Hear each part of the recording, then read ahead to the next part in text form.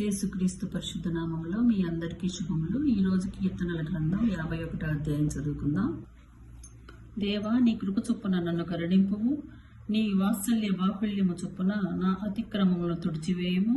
నా దోషములు పోవునట్లు నన్ను బాగుగా కడుగుము, నా పాపములు పోవునట్లు నన్ను పవిత్రపరచుము.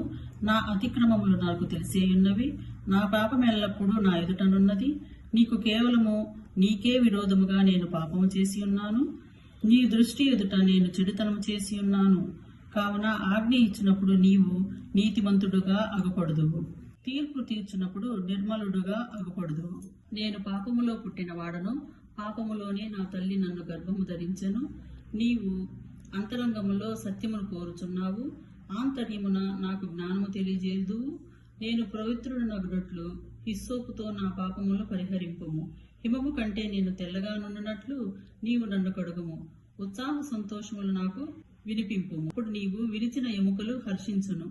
నా పాపమునకు విముఖుడవు కమ్ము, నా దోషములన్నిటినీ తుడిచివేయము. దేవా, నా యందు శుద్ధ హృదయము కలుగజేయము. నా అంతరంగములో స్థిరమైన మనసు నూతనముగా పుట్టింపుము.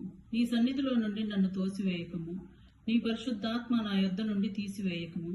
నీ రక్షణానందము నాకు మరలా పుట్టించుము. సమ్మతి గల మనసు కలుగజేసి నన్ను దృఢపరచుము. అప్పుడు అతిక్రమములు చేయవారికి నీ త్రోవలను బోధించెదను, పాపులు నీ తట్టు తిరుగుదురు. దేవా, నాకు రక్షణకర్తవగు దేవా, రక్తాపరాధము నుండి నన్ను విడిపంపుము.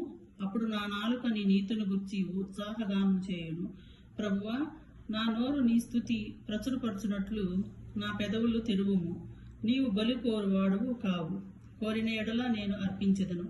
దహన బలి నీకిష్టమైనది కాదు, విరిగిన మనస్సే దేవునికిష్టమైన బలులు. దేవా, విరిగి నలిగిన హృదయము నీవు అలక్ష్యము చేయవు. నీ కటాక్షము చొప్పున సియోనుకు మేలు చేయము. యెరూషలేము యొక్క గోడలను కట్టించుము. అప్పుడు నీతియుక్తములైన బలులు, దహన బలులను, సర్వాంగ హోమమును నీకు అంగీకృతములగును. అప్పుడు జనులు నీ బలిపీఠము మీద కోడలు నర్పించెదరు. ఆమేన్. దేవుడు మిమ్మల్ని అందరినీ దీవించును గాక.